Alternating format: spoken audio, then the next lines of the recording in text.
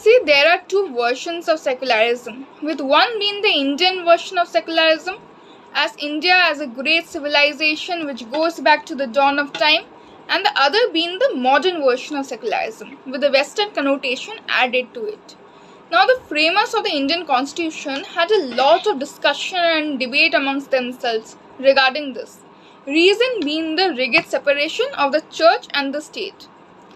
Now, that was not applicable in the Indian context for the functioning of a democracy that was multi-religious, multicultural and plural.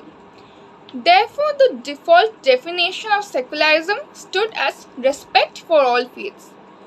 Now, you may give it a label as secularism or pluralism or anything else you wish to. But what we must not and certainly cannot seize away is the idea behind it.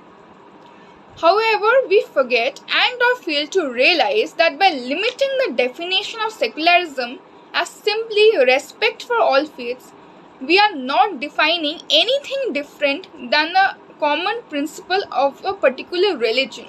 This is something we have read in all scriptures, be it of Hinduism, Christianity, Islam, Sikhism or etc. What we as citizens of modern democracy, having been the majority, need to realize that as a country we are not doing any favor upon any community by letting them exist in harmony. It is the primary and the fundamental responsibility of the government to see its citizens as citizens and not as an Indian Muslim or an Indian Hindu.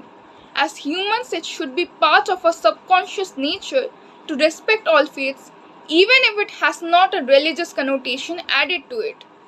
Have we degraded so much as a civilization that we have forgotten between what is normal and what is not and what we are actually doing?